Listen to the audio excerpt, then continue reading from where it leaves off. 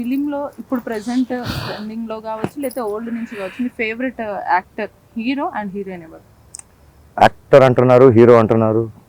Hero heroine ఎవరో చెప్పండి, మంచి యాక్టర్ యాక్ట్రెస్ ఎవరో మీ ఫేవరెట్? అప్పుడు యాక్టర్ వేరు హీరో వేరా? ఓకే సరే, ఎస్వి రంగారావు గారు. అంటే ఇప్పుడు మిగతా వాళ్ళందరూ యాక్టర్స్ కాదా అంటే నాకు మైండ్లో వచ్చింది చెప్తాను. ఏ స్కేల్లో నాకు తెలియదు కానీ నాకు మైండ్కి వచ్చిన కేఎల్ నారాయణ గారు అని ప్రొడ్యూసర్, పాత యాక్టర్ పేరు పిఎల్ నారాయణ అని ఒక యాక్టర్ ఉండేవాళ్ళు. పుష్పక్ విమానం అన్న సినిమాలో చిన్న రోల్ చేస్తారు. ఆయన ఎన్ని సినిమాలు చేశారు, ఎంత సక్సెస్ఫుల్ యాక్టర్, ఎంత పెద్ద యాక్టర్ నాకు అనవసరం, నేను పర్ఫార్మెన్స్ని చూస్తాను. Let's talk about performances then cinema. For example Dana Veera Soora Karna అనే సినిమాలో ఎన్టీఆర్ గారి పర్ఫార్మెన్స్. ఇప్పుడు ఏఎన్ఆర్ గారు ఆ డైలాగ్ చెప్పలేరా అన్నది కాదు క్వశ్చన్. ఏఎన్ఆర్ గారు దేవదాసులో చేసిన పర్ఫార్మెన్స్. ఇట్లాగా నేను ఎప్పటి నుంచో ఫర్ ఎగ్జాంపుల్ మాయాబజార్, దాంట్లో ఇద్దరు ఉన్నారు. నాకు తెలిసి first world pan India pan world ఈ మాటలు పక్కన పెడితే I think first pan world cinema multiverse cinema నేను చూసి నాకు తెలిసినంత వరకు మాయాబజార్. మల్టీవర్స్ లిటరల్లీ గట్టిగా మాడితే మల్టీవర్స్ లిటరల్లీ అది. అప్పట్లో సీజీలు ఎఫెక్ట్లు రకరకాల సోకాల్డ్ అడ్వాన్స్డ్ ఫెసిలిటీస్ టూల్స్ లేవు అప్పుడు. వాళ్ళు ఏమైనా కంప్లైంట్ చేయాల, స్టిప్యులేటెడ్ బడ్జెట్లో వాళ్ళు అనుకున్న దాంట్లో వాళ్ళు ఎగ్జిక్యూట్ చేశారు. కావాలని కూర్చొని అందరూ ఒక ఫ్లాప్ సినిమా చేద్దామని చెప్పి ప్లాన్ చేయరు. అందరం కలిసి అయితే ఇదిలే హిట్ అని చెప్పి ఎవరు చేయరు, ఎవరి పని వాళ్ళు చేస్తారు. కాకపోతే కొంచెం ఒళ్ళు దగ్గర పెట్టుకొని మనం ఏం చెప్తున్నాం సమాజానికి, ఏం బయటికి తీసుకెళ్తున్నాం, ఏం ప్రొజెక్ట్ చేస్తున్నాం, కొన్ని వాల్యూస్ ఉండేవి. అలాగని చెప్పి ఇప్పుడు ఎవరికి లేవా అని అంటలా, ఎవరి వాల్యూస్ వాళ్ళ దగ్గర ఉంచుకుంటారు. వాళ్ళ వాల్యూస్ కొంచెం అవసరాలు, వాళ్ళ వాల్యూస్ కొంచెం ఇటువైపు అటువైపు కంఫర్ట్స్లోకి వెళ్తే ఎవరి డైనమిక్స్లో వాళ్ళకి వర్కౌట్ అవుతున్నాయి కదా, ఇబ్బంది లేదు దాంతో. కాకపోతే అప్పుడున్న స్టాండర్డ్స్ కానీ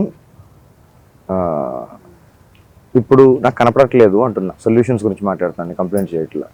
అలాగని చెప్పి ఇప్పుడు అన్ని సినిమాలు అలాగ ఉండాలని కాదు. నేను కాంటెంపరీ సినిమాలు కూడా చూస్తాను. నేను రీసెంట్లీ ఏఎంబి మాల్లో యానిమల్ సినిమా చూసాను. ఏఎంబి మాల్లో అంటే నా దగ్గర సింగిల్ రూపీ ఉండదని, అందులో టికెట్ పెట్టుకోవాలంటే వర్క్ చేసే వాళ్ళకి అబ్బా టికెట్ ప్రైస్ అక్కడ ఏం వెళ్తాను లోకల్లో ఉన్న ఒక మూవీకి. అంతేలేండి చిన్న చూపు ఎలా అంటారు? ఇప్పుడు నేనే ఉన్నాను, నేను ఉంటే ఇప్పుడు నేను రెగ్యులర్ గా వర్క్ చేస్తాను, ఇక్కడ నుంచి వస్తాను, ఆ ట్రావెలింగ్ చార్జెస్ ఇవన్నీ పెట్టుకొని అబ్బా ఇప్పుడు ఏఎంబి మాల్కి వెళ్ళి టికెట్ అవసరమా అంత కాస్ట్, సో ఇక్కడ బేసిక్ ఒక దగ్గర చూస్తే సరిపోద్ది కదా అని ఫీలింగ్ వస్తుంది. ఇప్పుడు నేను ఎప్పుడు మాట్లాడాలో అడుగుతున్నా, చిన్న చూపు గురించి అడగట్లా. ఇప్పుడు నేను ఎప్పుడు మాట్లాడాలో చెప్పాలి. ఇప్పుడు మాట్లాడు. ఓకే, మధ్యలో మీరు ఎంత టైం ఇస్తారో కూడా చెప్పేస్తే నేను ప్రిపేర్. ఎంత టైం మీదే, నెక్స్ట్ క్వశ్చన్ అడిగే వరకు. నేను ఏఎంబి మాల్కి వెళ్ళి సినిమా చూశాను, యానిమల్ అని చెప్పడం కాదు. యానిమల్ అనే సినిమా ఒక డైనమిక్స్లో చేస్తారు, ఒక థియేటర్ ఎక్స్పీరియన్స్ కోసం చేస్తారు. దాంట్లో సౌండ్ అంటే ఇప్పుడు సినిమా అనేది జస్ట్ మీకు కనిపించేదే కాదు, థియేటర్ ఎక్స్పీరియన్స్ కోసం చేసే కొన్ని ఉంటాయి. ఆడియన్స్, ఆ వీళ్ళు, ఆ గోలలు, ఆ అరుపులు, ఇది కూడా పార్ట్ ఆఫ్ ద సినిమానే. మీ ఎక్స్ప్రెషన్కి అక్కడి నుంచి ఒక రియాక్షన్ వస్తుంది, అక్కడి నుంచి ఒక రియాక్షన్ వస్తుంది, ఇక్కడి నుంచి ఒక రియాక్షన్ వస్తుంది. ఇది కూడా పార్ట్ ఆఫ్ ద సినిమా ఎక్స్పీరియన్సే. ఆ క్రియేటర్ ఇవన్నీ మైండ్లో పెట్టుకొని తయారు చేస్తుంటాడు. సో అది ఒక 8K స్టాండర్డ్లో వాళ్ళు డిజైన్ చేసుకొని క్వాలిటీలో వాళ్ళ డైనమిక్స్కి వాళ్ళు ప్లాన్ చేసుకున్న ప్రోడక్ట్ని ఏదైతే ఉందో కనీసం ఆ క్వాలిటీలో నువ్వు చూసి అప్పుడు కదా చెప్పాలి బాగుంది, బాగలేదు, నచ్చింది, నచ్చలేదు, ఇక్కడ బాగలేదు, అక్కడ బాగలేదు. కనీసం నువ్వు టికెట్ కూడా చించకుండా ఎక్కడ దొరికితే అక్కడ కకృతిగా 144 రెజల్యూషన్లో ఫోన్లో ఎప్పుడు కుదిరితే అప్పుడు చూసేసి నీకు నచ్చని సీన్లు నువ్వు చూసేసి ఇదే అని చెప్పి నువ్వు ఫిక్స్ అయిపోయి నీకు ఇష్టం వచ్చింది నువ్వు మాట్లాడడానికి ఇంట్రా రైట్ ఉంది. నువ్వు కనీసం ఆ క్వాలిటీలో చూడు, సినిమా చూసి మాట్లాడు. అక్కడ దాకా ఆ జర్నీ ఒక ప్రాజెక్ట్లో గురించి మాట్లాడాలి, ఒక సిల్లీ కమెంట్ పాస్ చేయాలి అంటే అంత ఈజీయా? అంత జర్నీ ఉంటుంది. కొన్ని వందలు వేల జీవితాలు డిపెండ్ అవుతాయి ఒక ప్రాజెక్ట్ పైన. అలాగని చెప్పి వాళ్ళేం ఫేవర్ చేయట్లా, మీరు వెళ్ళి వాళ్ళేం దానం చేయమని చెప్పి వాళ్ళేం అడుక్కోవట్లా. వాళ్ళకి తోచింది, వాళ్ళకి అనిపించింది వాళ్ళు చేశారు. నువ్వు కనీసం ఆ క్వాలిటీలు చూసి కదా చెప్పాలి. ఆ జడ్జిమెంటో ఏదో నీకు నచ్చితే నచ్చిందని చెప్పి, లేదంటే అసలు చెప్పమని కూడా ఎవరు చెప్పట్లేదే. వాళ్ళేమి అరే 10 మందికి చెప్తే ఎవరు బతికినాడట్లేదే, రా రా రా రా చూడమని చూడట్లేదే. మీకు దాంట్లో మీకు నచ్చని విషయాలను మట్టుకు మన ఇంటి దాకా తీసుకెళ్ళిపోయి జీవితాల్లాగా తీసుకెళ్ళి టీవీ డిబేట్ లాగా తీసుకెళ్లి లైఫ్ లో యాక్సెప్ట్ చేసుకుంటారు, ఇంక్లూడింగ్ వర్డ్స్. అదేదో సినిమాలో అన్నాడు అంటే అక్కడ వర్కౌట్ అయ్యింది, అక్కడ అవ్వాలి, అక్కడ సినిమాకి జస్టిఫికేషన్ ఉంది. నువ్వు రియల్ లైఫ్ లో నువ్వు ఎక్కడ ఉన్నావు,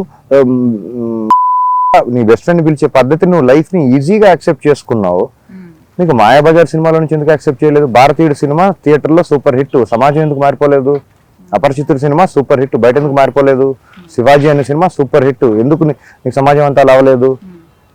నీకు ఒకటే ఎందుకు తీసుకున్నావు? మారిపోవాలి కదా, అక్కడ వర్కౌట్ అయినప్పుడు ఇక్కడ కూడా నీకు వర్కౌట్ అవ్వాలి కదా. అక్కడ కూడా రుద్రవేణ నువ్వు సినిమా చూసుంటావు కదా, ఎందుకు నువ్వు సమాజం మొత్తం నీకు అలా అయిపోలేదు? అక్కడ తాగడం బాగుందని చెప్పి కళ్ళు దుకాణం ఉంది అంటే నువ్వు అంతవరకు తీసుకున్నావు, that is your take. Direct గా లిటరల్ గా సినిమాలే బ్లేమ్ చేస్తున్నాయి, సినిమాలే రూల్ చేస్తున్నాయి అంటే నేను చెప్పిన రెఫరెన్స్ లో ఆ స్కేల్ లో ఎంత మారిందో నాకు చూపించండి బయట సొల్యూషన్స్.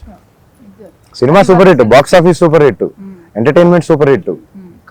బయటకు వచ్చి నువ్వు ఆటో వాడితోటి నువ్వు బేరం ఆడతావు చూడు, పైన టికెట్ కౌంటర్ లో ఎందుకు రా నువ్వు ఆడలేదు? జిఎస్టీ నువ్వు ఎందుకు రా నువ్వు కట్టాలి? బయట ఎందుకు రా నువ్వు అక్కడ కదా నువ్వు అడగాలి? ఐస్ క్రీమ్ షాప్ దగ్గర ఎందుకు రా రూపాయలు డిస్కౌంట్ అడగలేదు? రోడ్డు పైన స్ట్రీట్ వెంటర్ దగ్గర, టమాటా దగ్గర, ఉల్లిపాయల దగ్గర రోడ్డు పైన అన్ని అమ్ముతారు కదా, వాటిపైన నీ నీ ప్రతాపం. ఇప్పుడు నెక్స్ట్ మీ స్టెప్ ఏంటి, అంటే మీ నెక్స్ట్ ప్లాన్స్, మీ రీసెర్చ్ ఏదైతే అంటున్నారో? అంటే స్టెప్ వేయాలి అంటే ఇక్కడి నుంచి లేవాలి, పొద్దున్న నుంచి లేచి అక్కడ స్టెప్ వేసి అంత టైం ఇవ్వలేదు. ఈ ఏరియాలో కొద్ది రోజులు ఇక్కడే ఉండాలని ఫిక్స్ అయ్యారా? మళ్ళీ ఏమైనా మారి దాని తర్వాత దాన్ని బట్టి ఏమైనా రీసెర్చ్ ప్లాన్ చేస్తున్నారా? అంటే నేను అంత గొప్ప ప్లానర్ కాదండి, నేను అసలు ప్లాన్ చేయను అనమాట. అలా ఫాలో ద ఫ్లో అనమాట, అలా అనమాట. ఓకే. సో ఫైనల్ గా మీ గురించి చాలా మంది చాలా రకాలుగా అనుకుంటున్నారు. భాస్కర్, మీ గురించి అడిగే కంటే ముందు జస్ట్ చిన్న ర్యాపిడ్ ఫైర్ లాగా కొన్ని క్వశ్చన్స్ ఇందాకే అడిగారు కదా, అట్లే నేను కొంచెం పనికొచ్చేవి, కొంచెం కనీసం ఎంటర్టైన్మెంట్, ఒక కనీసం ట్రోలింగ్ మెటీరియల్ అయినా ఇవ్వండి మేడం. ట్రోలింగ్ అదంతా కాదు, మనకి మ్యాటర్ ఏంటంటే ఒక మనిషి ఎందుకు ఇలా ఉన్నారు అనే దాన్ని బట్టి మనకి పాయింట్ నేను కాదు, నాకు వర్కౌట్ అవుతుంది అక్కడ వరకు ఆపేద్దాం. బాగుంది కదా, ఏం పర్లేదు, ఏం పర్లేదు, బాగుంది. ఓకే. ఇందాక ఒకరు అడిగారు ఈ హీరో ఎవరి ఇష్టం, ఈ హీరో గురించి 1 వర్డ్ చెప్పమన్నారు. పర్టికులర్ నేను ఈ విజ అనే వ్యక్తి గురించి ఒక 1 వర్డ్ చెప్పండి. Getting there. మీ మాటల వల్ల ఏమన్నా ఇబ్బంది అవుతే యువర్ అయినా నాకు ప్రాబ్లం లేదంటున్నా, నాకు వర్కౌట్ అవుతుంది అంటున్నా. నీకు ప్రాబ్లం అయినా కూడా నాకు ప్రాబ్లం లేదంటున్నా. ఆ లీగాలిటీస్ ఇష్యూస్ ఏమైనా ఉంటే నేను ఫేస్ చేస్తానంటున్నా. నాకు పాస్ట్ లైఫ్ తోటి నాకు రిగ్రెట్ లేదంటున్నా. నాకు ఏదైతే వర్కౌట్ అవుతుందో వర్కౌట్ అవుతుంది, నేను ఫేస్ చేయడానికి రెడీ అంటున్నా. ఇంకొక చిన్నది మర్చిపోయాను యాక్చువల్లీ. ఎవరైనా బై ఛాన్స్ అందరు ఇంటర్వ్యూకి వచ్చారు, ఏదైనా నీకు ఒక మంచి స్క్రిప్ట్ రాసుకున్నా, స్టోరీ రాసుకున్నా, మీరు వచ్చి యాక్ట్ చేస్తారా, లేకపోతే డైరెక్ట్ చేస్తారా, హెల్ప్ చేస్తారా అంటే చేస్తారా? ఇప్పుడు నా ఫోకస్ అది కాదంటున్నా. మీరు అయ్యి ఉండకపోవచ్చు, బట్ వాళ్ళ హెల్ప్ కోసము అలా చేసి చారిటీ ఆర్గనైజేషన్ అయ్యానేమో, ఆల్రెడీ చేశానేమో. ఓకే. ఒకసారి నాతోటి పనిచేసిన వాళ్ళు, కొంతమంది నా గురించి తెలిసిన వాళ్ళు అక్కడక్కడ ఉంటారు. వాళ్ళని అడిగితే తెలుస్తుందేమో. మేబీ అంత పిచ్చోండి కాదేమో, నిజంగా కొరకనేమో, నిజంగా తిట్టనేమో, నిజంగా నాకు నిజంగా అడుక్కోనేమో ఏమో.